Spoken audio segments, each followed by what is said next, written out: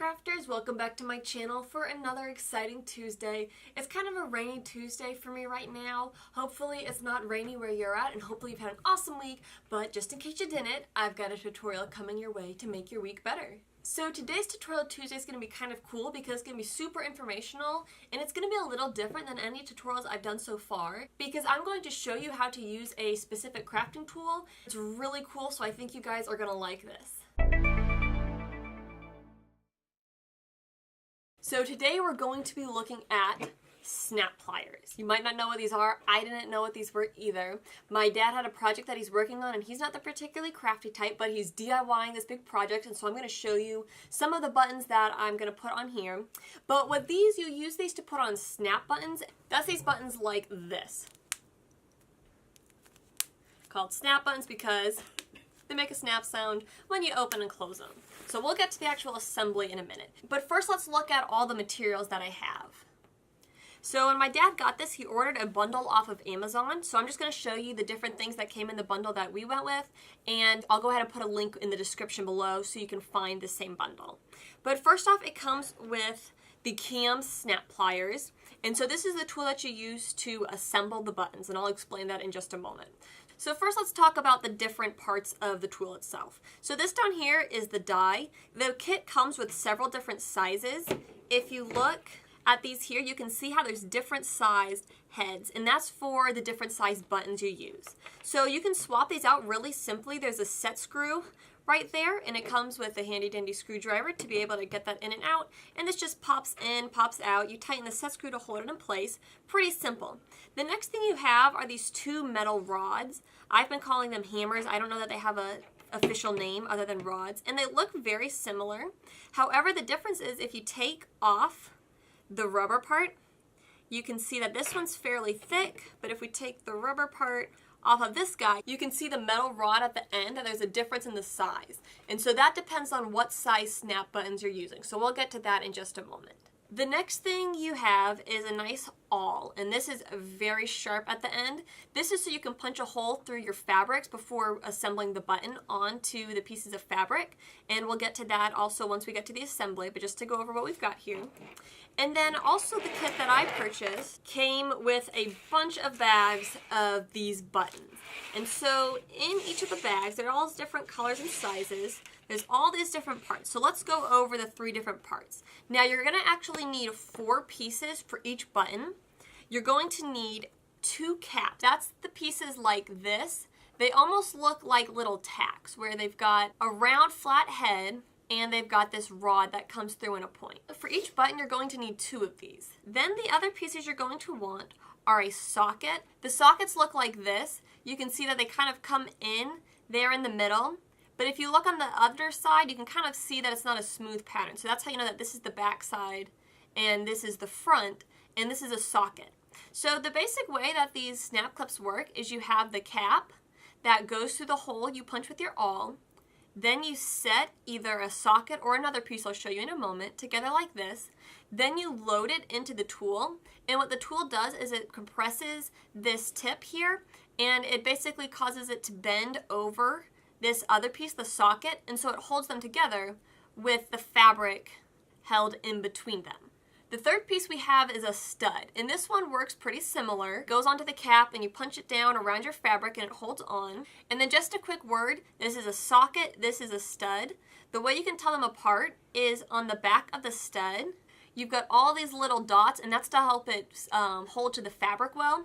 But this one, you'll notice it doesn't have those little dots. So if you're trying to figure out which is which, the sockets don't have the little dots, but the studs do. And this is the back of the stud. And so the top of the stud looks like this. The basic idea is you use the tool to squish down those stems and get them out of the way.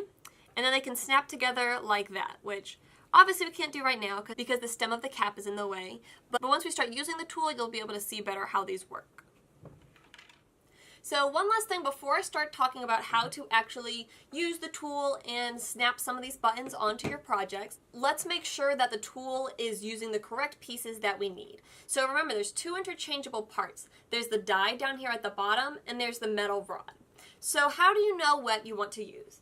When you get your bag of buttons, it'll give this nice little box here, or you'll find somewhere on the packaging, it'll tell you either what size it is or what specifications to use. So the buttons that I'm using today, it says use pliers die T5. So to find out which one is the T5 size, just look on the rim. It's kind of faint, but it'll tell you a size. So if it doesn't say T5, don't use that one because your cap might not fit and you'll end up breaking your button. Another way you can tell if you're still not sure is the cap will fit perfectly inside of there.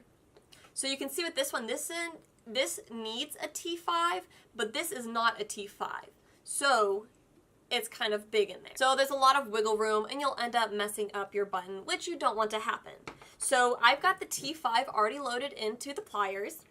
The one other thing you want to be aware of is, as I said, there's two different sized metal rods. If you're not sure which one it is, just pop off the rubber piece and you can look and see. This is the thicker one. And my bag of buttons that I'm using today says to use the narrow setting rod. So just make sure you have the correct size die and that you're using the correct size setting rod for your button size. So let's go ahead and work on snapping some buttons together. So we've got our tool all ready, so I don't need a screwdriver, I don't need these extra die, and I don't need the extra rod. So we'll just put those out of the way, but I am going to need the pliers, my button pieces, and the awl. So I've got a project I'm working on today where I need to put these ribbon loops so that way they can snap and snap around the edge of this fabric here. So this is a pretty thick quilt, and I'm using this because I was already working on this project, but also it shows how effective these are, that you can use it on lots of different size materials. So I'm going to just take my materials and get them lined up the way I want them to be for this project. And you can see here I've got the ribbon on top of the quilt. And so what I need to do is I need to put the first side of my button here. So once I get things lined up looking the way I want them to, I'm going to take the awl, again being very careful because it is very sharp, and I'm going to poke it through my fabric. Let me turn it this way so I can get it through. And it takes a little bit of force, but don't be shy, just shove it on through. So you can kind of see how I'm running it through the center of all of that. Now this quilt that I'm working with, it likes to fluff up really quickly, so I'm going to leave that in there for just a moment while I gather my pieces. The next thing I'm going to want is the cap, because once we pull the awl out, we're going to put the cap through that hole. We're going to run the stem of the cap through that hole. So I want to hold this together to make sure that these don't become unaligned, because once I pull the awl out, I'll have these holes and I want them to stay lined up. So in just a quick, careful motion, I'm going to pull the awl out, take my cap, and put the stem of it through the holes I formed. So if you come and look at this side, you might kind of have to work your fabric down around it, push it down, but you can see that that'll be the outside of the button. And now I've just got to put the next piece on. So I'm going to start by taking a socket and putting a socket on this side. So I'm just going to stick it on there, and it's this nice stack like this. And this is where the fun part happens. We're going to carefully take our pair of pliers, and the idea here is we're going to line up the cap in the plastic die, and then we're going to squeeze the whole contraption, and that's going to get these two to stick together.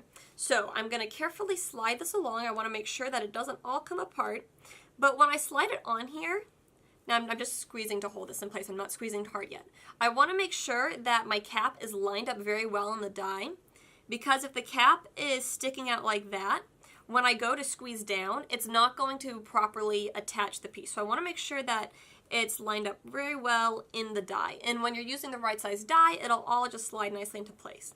And then this is the fun part. Once it's all together and it's centered well in there, just squeeze. And you want to squeeze fairly firmly. You don't need a ton of strength because it kind of leverages your strength. But just squeeze, that's all there is to it.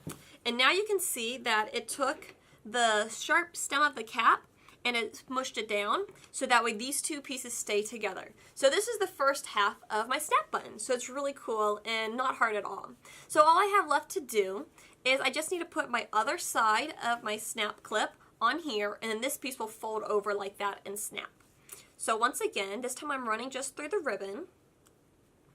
So you start by taking your awl, poking a hole, Now, something to consider is which side do you put the cap through? Do I go this way or that way? Well, if you think about it, we're going to fold this over like that.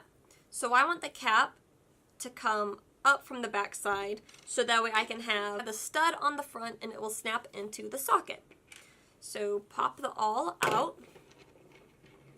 and run my cap stem through the hole and just kind of work the fabric down on there. So all we have left to do is take our stud. Remember those little dots on the back? We're going to put those against the fabric. So just like that, and just as we did with the other side, we're going to line it up on our tool, make sure our cap lines up in the die, and then bring the arm down by just gently squeezing, and then just give it a nice tight squeeze, and that's going to adhere them together. So now I've got both sides of my button fastened. Here it is from the other side. And then the last thing you have to do is just test it. And the way you test it is you try to snap it shut. And if it makes a snapping sound when you close and open it, you know you've done a good job. So let's test this out and see. Hey, it snapped. Woohoo! So this one snapped together, which means that we properly assembled this button. And there we go, guys. That is how to assemble one of these snap clips, snap buttons, whatever you want to call them. Now, hopefully when you did this, your snap button went on just as easily as mine did. However, in the real world, things don't always work out as easily as you see when other people do them. So I'm going to talk a couple of troubleshooting things. So when you're working, before you even start to snap the clip together, you want to make sure you're using the correct size die and the correct size metal rod, because if you're not using the correct sizes for your button, it's going to really cause problems because it won't cause the pieces to adhere together correctly, and it's just going to be a big mess all over. Your buttons won't be even and they probably won't snap close. So that's the first thing you want to double check if you're having problems with a button. The second thing to consider is how well your cap is lined up in the die. If your cap isn't lined up in the die well, when you squeeze down and the metal rod presses on the stem of the cap, it's going to bend it sideways or at a weird angle, or it could even break the pieces. So we had one the other day that we were working on this project and it wasn't lined up in the cap. We thought it was, and we squeezed down and it just didn't work well at all. So make sure it is lined up correctly in the cap. If you're not sure, just bend the fabric out of the way, double check. It doesn't hurt to double check. And then a final issue you might have is you squeeze it and you look at it and it looks good, but the next thing you know, the cap and the socket or the cap and the stud come apart. And the issue with that means you didn't squeeze hard enough, because when you squeeze, it flattens the stem out, and so it catches either the socket or the stud, whichever piece you're using. But if you don't squeeze it enough, it won't flatten enough and it won't catch the other piece. So all you need to do then is just reload it into your pliers, give it a good hard strong squeeze, and you should be good to go.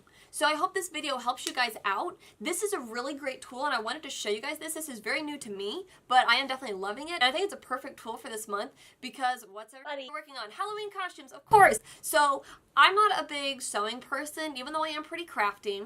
So I'm not a big fan of sewing. I'm not that great at it either. But with snap clips like this, I can easily, instead of sewing on a button, I can just clamp it on, and boom. It looks awesome. Really easy to work with. Just snap it together, snap it closed, and it doesn't take any sewing. So it's a really nice alternative for working on your Halloween costumes. And I'm going to try to come up with some different tutorials, different uses for this, and put together a video on that before Halloween gets here so you can have some more inspiration for how to use this in your costumes. But until then, I hope you all have a great week and happy crafting.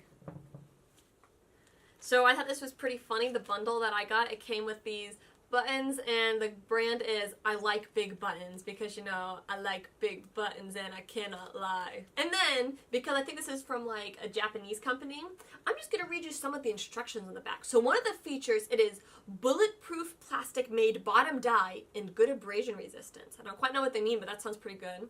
Use: clothing maintenance and good helper for the clothing store. So lots of handy information on the back of here if you're trying to figure out how to use it. It'll definitely help you.